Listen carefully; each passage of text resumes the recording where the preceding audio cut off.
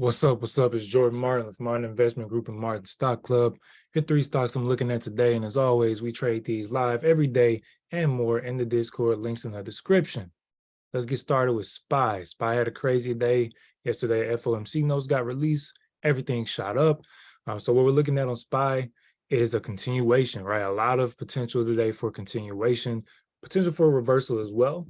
But I think we can see continuation today. So SPY, huge candle shot up and went up over $12 by close. And so I'm looking at it as real simple, right? Looking at SPY to continue up to 411.70, whether that's today or tomorrow. But that's a big enough move to capture, at least if it starts pushing up today, carrying the momentum from yesterday. All right, so just looking at SPY continue up. Maybe if it goes over, I'll just make a new high, right? We're going to take that high, 407.68. We could just go 407.70, right? 5-minute close above that level to be a little safe, right? But it off rip, if it gaps up, that's when we start looking a little shaky, right? If it gaps up, then we have to wait and see how it starts forming its different supply and demand areas for the day. But if it opens up, even with the little gap down inside, if it gaps down inside of today's candle, I'll probably look for it to move back up to close the gap from today.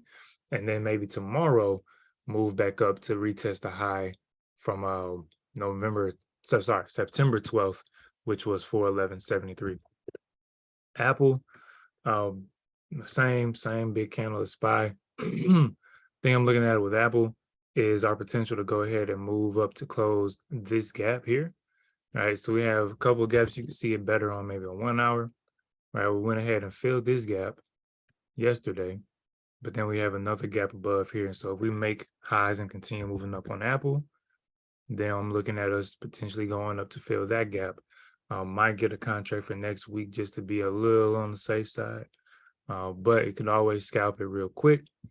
Apple's high 148.72. I'm gonna go 148.76, just so we can get a little bit, 1 cent above that 75.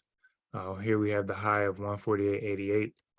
So that might be even better entry, really, is to wait on it to at least get back over this high, 148.88, my 89. And then if we can close above that high, that can act as a resistance level from November 25th, then we can look at moving up to fill the gap at 151, and we're not giving up too much by waiting on that, that close above that level.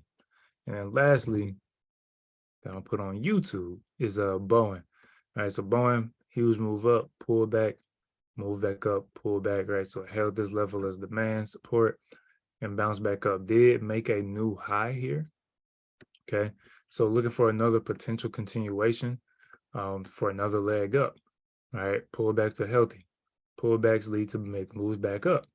All right, so I'm gonna look at 179.98 was the high. It didn't get to 180. So we can get above 180 and hold above 180. Then I'm looking at us potentially going up to about 183.75. All right, so those are three stocks I'm looking at trading, at least what I'm gonna share on YouTube. Again, you want the sauce, hop in the chat. We're live trading every day, Monday through Friday. Happy trading, y'all. Take care.